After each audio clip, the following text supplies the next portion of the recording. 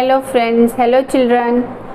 मैं आज आपको व्याकरण जो है एक साथ शॉर्ट में समझाने जा रही हूँ। व्याकरण, Hindi grammar at a glance. आपको एक एक पंक्ति पढ़ते ही पूरे व्याकरण के बारे में जानकारी इस वीडियो में मैं देना चाहती हूँ। यह उन लोगों के लिए भी यूज़फुल है जो बड़ी क्लासेस में जाते हैं और उनको कहीं ना कहीं इन ग्रामर्स का प्रयोग करना पड़ता है। फॉर एग्ज़ाम्पल पदबंध में संज्ञा, सर्वनाम, विशेषण सभी का इस्तेमाल करना पड़ता है। आइए अब हम चलते हैं, व्याकरण है क्या। व्याकरण हमें भाषा के शुद्ध रूप का ज्ञान कराता है। भाषा किसे कहते हैं? विचारों के आदान प्रदान को भाषा कहते हैं। इसके दो रूप होते हैं, मौखिक एवं लिखित। लिखने की विधि को लिपि कहते हैं। वर्ण क्या होते हैं? ध्वनि का बोलना और लिखा गया रूप वर्ण कहलाता है। और वर्णमाला जिसमें स्वर और व्यंजन आ जाते हैं वो वर्णमाला होती है। स्वर में आ से औ तक आता है और व्यंजन में क से ज्ञा तक आता है। मात्राएं आ जाती हैं उसके बाद। आ की मात्रा आ की, ई की, बड़ी ई की, ऊ की, बड़े ऊ की, री की, ए की मात्रा, ऐ की मात्रा, औ और औ। ये सारी मात्राएं आपके सामने हैं, इन्हें देखिए और समझिए। इसके बाद आते हैं लिंग। लिंग स्त्री या पुरुष जाति के बारे में बताने वाले शब्द लिंग कहलाते हैं। अर्थात जिससे हमें ये पता चले लड़का है या लड़की है, मेल है या फीमेल है, वो लिंग कहलाता है। वचन शब्द के जिस रूप से संज्ञा का एक या उससे अधिक होने का पता चलता है उसे वचन कहते हैं। जैसे पंखा, पंखे, पुस्तक, पुस्तकें।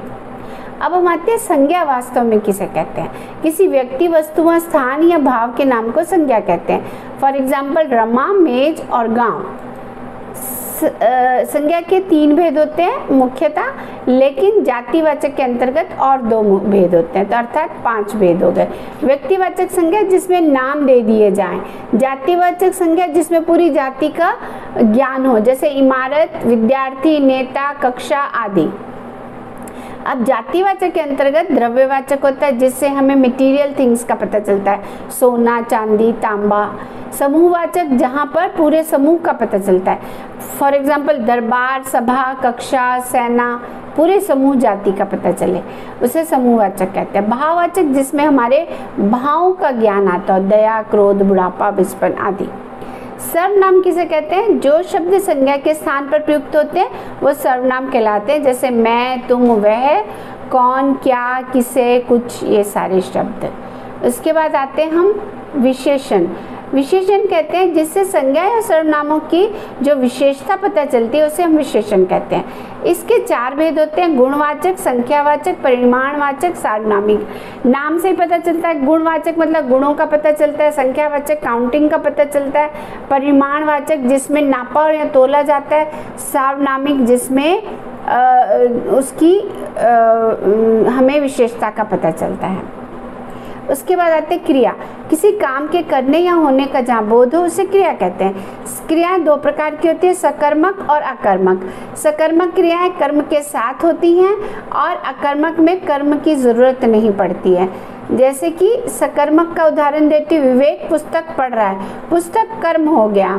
अगर विवेक पढ़ रहा होता तो अकर्मक होता।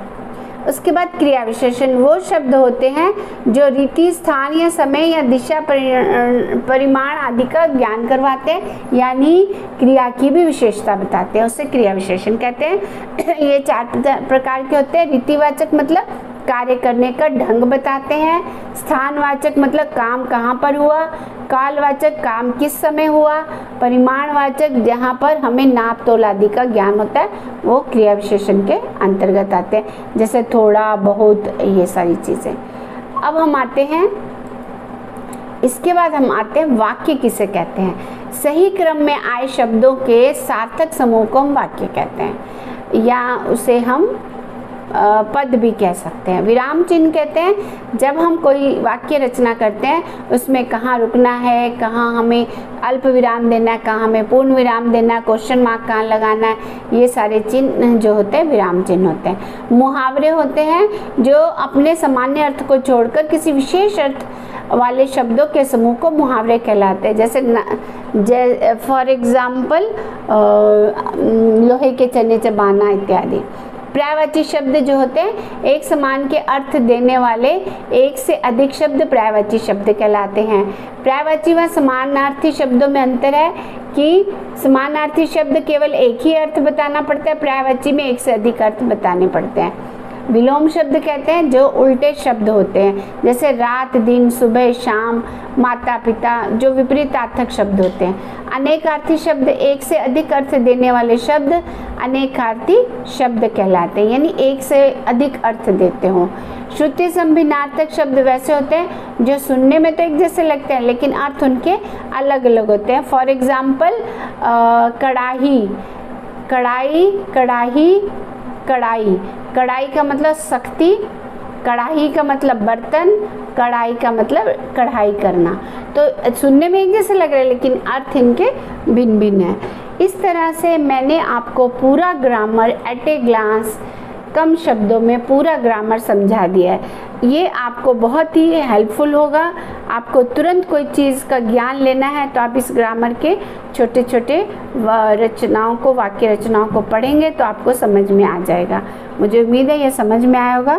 धन्यवाद। फिर मिलूंगी एक नए विषय के साथ, तब तक के लिए शुभ।